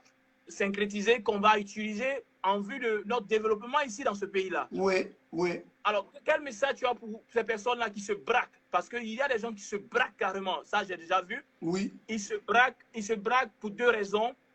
D'abord, ils ont atteint un certain âge où ils pensent que moi, là, à mon âge, je ne vais pas venir encore apprendre terre à terre, à parler anglais. Les gens vont se moquer ou bien ceci, cela. Donc, il y a comme le défi est trop pour eux. Oui. Et ils ne veulent pas relever ce défi. Ils se voient incapables de relever. Donc, carrément, ils se braquent. Et qu'est-ce qu'ils font? Ils ont un narratif qui est que la culture est mauvaise. Il n'y a rien de bon dans cette culture. Je préfère rester dans ma culture. Et ils restent dans ça et ils encouragent d'autres personnes à le faire. Ils éduquent d'autres personnes même à le faire. Quel message tu as pour ces gens de personnes-là qui se braquent? Le seul mot que je peux dire, il faut être flexible. Il faut être flexible. Prenons par exemple nos enfants. On a fait des enfants ici. Oui. Mais ces enfants-là se retrouvent entre deux cultures. Oui. Il y a la culture. Il y a l'éducation qu'on leur donne ici. Et puis ce qu'ils apprennent dehors. Ou bien ce qu'ils apprennent à l'école. Comment on fait? Il faut savoir équilibrer les choses. Quand ils viennent avec un certain nombre de comportements, il faut savoir prendre ce qui est bon dans la culture africaine, puis prendre ce qui est bon dans la culture américaine et les mettre ensemble, faire un mélange pour que ces enfants-là puissent vivre. Sinon, ça sera très compliqué. Et c'est la même chose. Bien aimé, nous vivons dans un pays étranger. Ce n'est pas nous qui allons changer l'Amérique. On ne va pas quitter chez nous pour venir changer leur culture. Ce n'est pas possible. C'est à nous de nous adapter. Donc, à ceux qui se braquent contre cette culture, je vais les encourager à être flexibles. Mais tout en étant lucides. En étant lucides pour dire. Parce que nous, les Africains, souvent, quand on copie mal. On copie mal. On copie le négatif. Et quand on veut devenir négatif, on devient pire même que les Américains. On devient pire que les Américains. On devient pire. Oui, ça c'est vrai. Dans leur manière de parler, dans leur style vestimentaire, dans leur manière de manger. Prenons ce qui est bon. Soyons flexibles et prenons ce qui est bon. Parce que sans ça, là, tu ne peux pas évoluer. Si tu veux être braqué, reste dans ta culture. Pour dire, moi, chez moi, là, c'est comme ça se fait, ça doit se faire comme ça. Ici, là, tu ne peux pas évoluer dans cette société. Tu risques même un jour de te retrouver dans des problèmes. Oui. Parce que chez nous, là, est-ce qu'au travail, une femme peut se lever et puis parler à un homme comme ça? Non. Ou bien parler à son patron comme ça? Non. Non. Mais ici, là, la femme, elle va se lever, va te parler. Tu ne fais pas attention, tu risques d'aller réagir d'une manière, aller l'insulter d'une manière, et tu vas te retrouver dans des problèmes.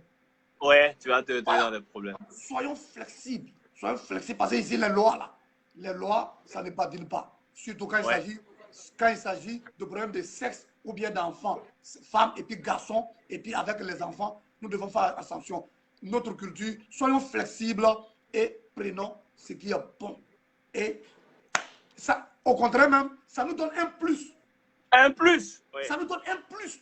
Parce que toi, tu as une culture. Eux, là, ils n'ont pas d'autre culture que ce qui est ici. Parce que ce sont des gens qui n'aiment pas trop voyager ici, même parce ce qui se passe chez eux, autour d'eux. Donc, toi qui viens ici avec ta culture déjà, et tu viens, tu prends un peu, tu complètes.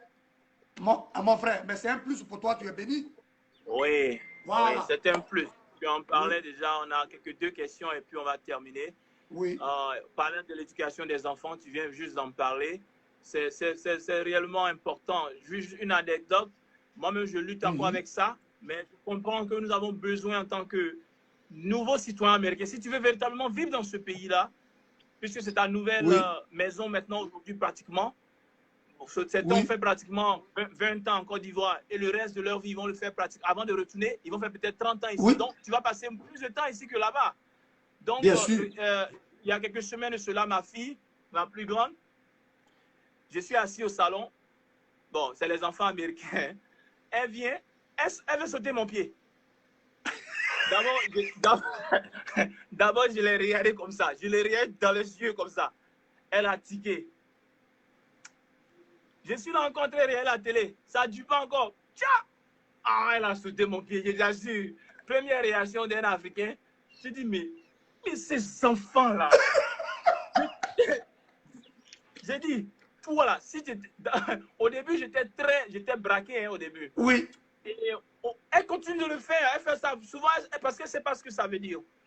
Et j'ai commencé à comprendre. J'ai dit, toi là, si c'était en Afrique, tu t'aurais fait essuyer des soufflets sur le sang. Parce qu'on ne saute pas les pieds d'une grande personne en Afrique. Tu as vu? Bien. Et cette tradition-là, on va en parler, ça serait un autre sujet. Oui. Je ne sais même pas la valeur qu'il y a derrière. Je ne sais pas ce que ça cache, mais nous avons reçu cela comme des tabous dans notre tradition et Oui. nous avons gardé. Et je pense qu'il est vraiment important de savoir s'adapter dans les milieux où nous sommes. Surtout que, comme tu l'as dit, nous avons des Africains et des enfants qui ballottent entre la culture africaine et la culture américaine. Oui. Il est important de mettre de l'eau dans notre vin. C'est ça. Et je dirais d'éduquer nos enfants à la manière donc qui va les aider à ne pas être acculturés ou bien dépaysés quand ils seront en Afrique ou bien quand ils seront ici. Voilà, il faut qu'on arrive à jauger les enfants de telle sorte qu'ils soient équilibrés. Amen. Voilà. Amen. J'ai essayé de lui dire, j'ai dit, mais ça, je ne suis pas. J'ai dit, excuse-moi. Je me suis excusé, j'ai dit, excuse-moi, parce que, bon, j'ai réagi parce que je suis un Africain. Mais en Afrique, si tu fais ça, voilà, c'est pas bien vu là-bas. J'ai essayé de communiquer, d'expliquer ça à l'enfant, pourquoi j'ai réagi ainsi. La communication. On a besoin de leur expliquer, voilà. De leur expliquer cela, voilà. Bien. Avant-dernière question, et je vais faire une conclusion. Avant-dernière question. Pour parler d'éducation, oui, tu as déjà parlé de cela. Voilà comment nous devons éduquer nos enfants. Et aujourd'hui, si tu retournais en Côte d'Ivoire, tu es déjà parti une fois, mais si tu retournais définitivement, penses-tu que tu verras les choses de la même manière? Tu percevras les choses comme tu les percevras dans ta manière de réagir même avec les parents, avec les amis, même dans l'église. Est-ce que tes réactions seront les mêmes typiquement comme elles étaient quand tu étais là-bas il y a cela 20 ans, 30 ans? Est-ce que tu auras les mêmes réactions? Non. Les choses vont changer. Il y a certaines habitudes que je vais garder, mais il y a d'autres que je ne peux pas, je ne peux plus faire. Je vais te prendre un exemple. Tu sais, quand je me suis marié en 2012, mon épouse et moi, on était partis au plateau puisqu'elle enseignait. Elle devrait aller déposer ses dossiers au ministère de l'Éducation nationale. Je crois que c'était à la Tour D, quelque chose comme ça. Et quand on partait on prenait l'ascenseur, on voyait des gens qui vendaient des galettes dans les escaliers. Oh. Et si c'était avant au pays, il n'y avait pas de problème. Mais étant ici, voyant les choses différemment, j'ai voulu réagir là. Elle a attrapé ma bouille, elle a dit pardon, pas créer de problème ici. Elle ne pas créer de problème. Donc tu vois, c'est un système. Et aujourd'hui, quand on arrive au pays, par exemple, quand on mange et qu'on a des papiers, on tient ça dans la voiture jusqu'à ce qu'on le trouve une poubelle et puis on met dedans. Souvent, il y a mes neveux qui me disent, mais tonton, mais il faut jeter ça. Je dis, mais ça ne va pas dans le poubelle. Tu vois, oui. Voilà. Donc, il y a certaines choses que je vais faire, mais il y a d'autres choses aujourd'hui. Je verrai beaucoup de choses de manière différente. De manière différente. Ouais, sinon, même sinon, dans nous. Sinon, il ne va rien servir de venir vivre ici pendant des années et puis aller au pays et puis être la même chose. Non. Ah, ouais. Mais il y aura encore un autre choc, il y aura un choc culturel là-bas aussi. Il va y avoir un autre choc culturel là-bas. Ah non, ça c'est clair. Ils vont dire que tu fais malin. Vis-à-vis des gens, vis-à-vis des autres là-bas. Ils vont dire que tu fais malin. Ils vont dire que tu es gonflé. Ils vont dire que tu es ceci. Mais bon, on ne peut pas plaire à tout le monde. Bien, avant de conclure, je voudrais dire ceci, c'est une anecdote. Vous savez, quand on était petit, mon père, souvent je le dis, j'ai dit, toi là, tu aurais dû nous faire riches. Si ton truc avait marché là, on serait des enfants de grand type aujourd'hui. Oui. Voilà, parce que notre père nous disait, quand il est né au village. Oui. Voilà, donc ils ont grandi là-bas. Il dit que quand il était petit, c'était le premier fils de son père là. Oui. Un jour, un blanc est venu, en son temps là, tu vois, les blancs venaient en Afrique pour exploiter tout ça là. Et il dit, bon, je vais prendre ton fils là, je vais partir avec lui. Mon grand-père l'a regardé comme ça. Tu vas prendre mon fils. Et voilà ce que mon grand-père a fait. Il est allé au village voisin, il a bassé. Il a attaché mon papa. Il a attaché mon papa. Et mon grand-père l'a attaché. Et il est venu, il lui a dit, tu n'iras pas où tu veux partir là. Je t'ai attaché. Parce que si tu vas là, qui va s'occuper de mon champ? Qui va s'occuper de faire les buts? Et je t'assure, ça marche en Afrique. Hein? Ah, bien sûr. Parce que les gens croient, oui. Pour une certaine raison que lui-même ne comprend pas, il n'a plus voulu aller avec mon père. C'est comme ça que, bon, leur relation est restée là, il n'est pas allé avec lui. Donc, souvent, pour rire, on dit, mais si toi, il était parti avec toi, là, en son temps, en 1970, là, au boom économique, là, on serait enfant de grands types aujourd'hui. Donc, pour dire quoi? J'ai donné cette anecdote-là pour dire, les enfants étaient ce que Cheikh Hamidou Kane, je l'ai cité ici, en Afrique, considéré comme des richesses. C'était la richesse, c'était la richesse de l'Afrique. Ce qui fait que nos parents ne voulaient pas laisser leurs enfants partir à l'école des Blancs et dans tout autre pays étranger, ils ne voulaient pas du tout les laisser partir. Je ne sais pas si tu as déjà compris. Oh, bien sûr, bien sûr, bien sûr. Yeah. Voilà. Alors, je vais terminer en lisant cette petite citation-là, juste pour conclure. Elle est de Cheikh Hamidou Kane et c'est dans la même veine. Voilà ce qu'il dit. Dans le livre, là, je ne sais pas si tu as lu Cheikh Hamidou Kane, c'était un livre vraiment intéressant en ce qui concerne le choc culturel. Ça, j'ai vraiment aimé. Non, ça, je n'ai pas lu ça. Voilà. Alors, c'est de Samba Diallo qu'il parle. Il était un jeune musulman. Il était ancré dans sa culture. Ses parents l'avaient vraiment éduqué pour rester dans sa culture. Et il est arrivé un moment où les Blancs sont venus, au temps colonial, là, imposer leur école. Et la tante de Samba Diallo, qui s'appelait la Grande Royale, elle va dire quelque chose. Il y a une citation que je vais lire maintenant. Tu vas écouter. Voilà ce qu'elle disait. Si je leur dis d'aller à l'école, prends l'école comme étant le pays étranger et tout cela. Si je leur dis d'aller à l'école nouvelle, ce qu'ils apprendront vaut ce qu'ils oublieront. Je reprends, hein. Si je leur dis d'aller à l'école nouvelle, ce qu'ils apprendront vaut ce qu'ils oublieront.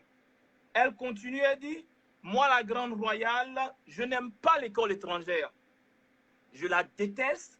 Mon avis est qu'il faut y envoyer nos enfants cependant. L'école où je pousse nos enfants tuera en eux ce qu'aujourd'hui nous aimons et conservons avec soin. Ce que je propose, c'est que nous acceptions de mourir en nos enfants et que les étrangers qui nous ont défaits prennent en eux toute la place que nous aurons laissée libre. L'école apprend aux hommes seulement à lier le bois par le bois, ce qui veut dire à gagner sans avoir raison. Alors, je m'en vais dire ceci. Dans la citation, si on voit bien, elle parle de l'école. Mais on peut faire le parallèle avec l'aventure, l'étranger, faire face à d'autres traditions, à une autre culture.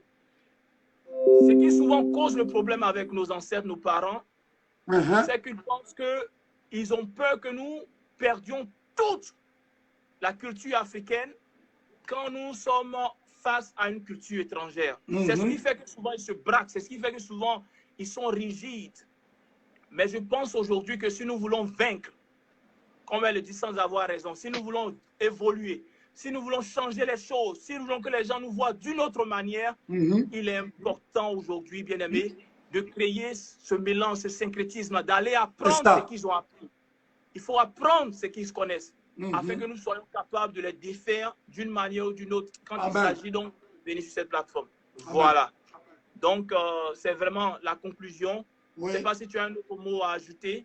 Non, seulement merci beaucoup pour ce thème qui a fait du bien. Merci à tous ceux qui sont connectés. Que le Seigneur vraiment vous bénisse. Et vraiment, il y a de bonnes choses. Sinon, il y a de bonnes choses que nous avons relevées. Et je pense que ça fait du bien à des bien-aimés. Et gloire à Jésus. Et Dieu voulant, on va se retrouver encore samedi prochain. Donc, je te passe à la parole. Oui, on a été un peu long, mais bon, le thème était vraiment alléchant. C'est ça. Vraiment, que Dieu vous bénisse. Est-ce que tu peux prier pour nous et puis recommander cette journée? Aujourd'hui, c'est 4 décembre, c'est 4 juillet, à la fête d'indépendance. Tu l'as fête là, n'est-ce pas? Tu vas la fêter, non? Ah bon, moi je vais sortir un peu, l'église organiser un moment de sport là, je vais aller faire un peu de sport, mon ventre a trop grossi. Ah voilà, c'est ça que je parle, le syncrétisme. On essaie de mélanger un peu, hein? Donc Je vais Tu vas aller faire un prier peu pour de les sport. bien-aimés qui nous ont suivis. Je dois casser ce ventre-là. Il doit porter mes vestes. Mes vestes ne rentrent plus. Ah, tu m'as dit que tu es un grand joueur. Hein. Je vais jouer avec toi là. Je veux que tu me Ah donnes bon des Dieu, coups. attends Hein. d'abord. On va s'attraper. Donc, tu vas prier pour les frères qui nous ont suivis.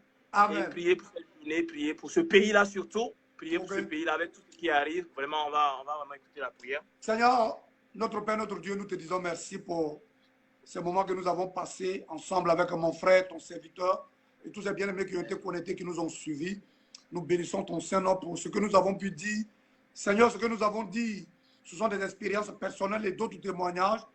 Oui. Ça, c'est limite et chacun a vécu ses expériences. C'est pourquoi je voudrais prier pour que tu puisses te souvenir de tous ces bien-aimés, Seigneur, qui nous ont suivis. Oh, Dieu de Nazareth, qui vivent ici, qui vivent à l'étranger.